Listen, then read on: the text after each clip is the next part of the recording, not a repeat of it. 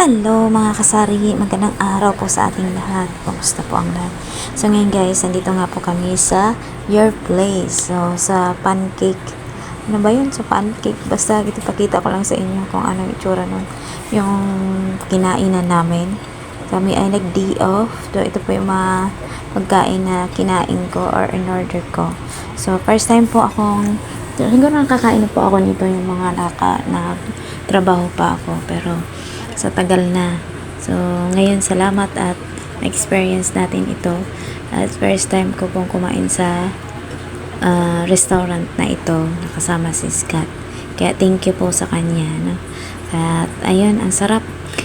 Nung una, ang mahal ang bilihin. Ang mahal ang kanilang mga pagkain. Pero sulit naman. Yung rice nila, parang isang scoop lang. Pero pag kinain mo na, madami pala. So, ayan. Tapos, yung order ko ay rice na may beef. Kay Scott ay kanang toasted bread ba yun? Yung parang ganon.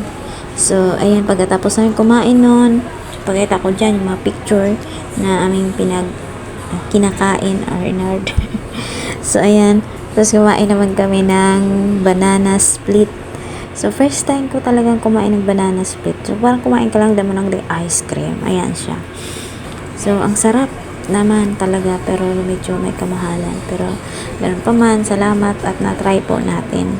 So, kain po tayo, no, mga kasari. Ito yung day off namin sa aking munting tindahan. Siya po ay nagpunta din sa immigration. Siya or kaming dalawa pala.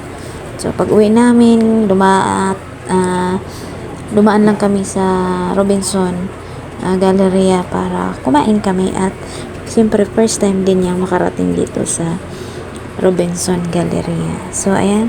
Salamat sa kanya at na-try natin kumain dito sa lugar na ito. Sobrang nabusog ako, guys. Tapos, ang order niya kasi meron siyang hash brown. Ngayon ko lang din nakain ng hash brown siguro. Nakakain yata ako sa mga Jollibee or McDo. Ewan ko kung parehas lang ba sila yun. Basta yun. Parang patatas lang naman siya na good o giniling, ano. Tapos, ginawang design tinimplahan, ayun, hash brown na. Ang sarap, sobrang busog ako dito sa time na to, mga kasari. Sarap. So, kain tayo. Salamat po sa inyong panonood, mga kasari, madlang people. At yan, simpleng buhay, simpleng karanasan, pero para sa akin ay ako ay thankful po kasi ngayon ko lang na-try. So, ayan, bago kami picture, nagkain na tayo. So, nakakatawa lang din na na-try po natin yung mga ganitong bagay.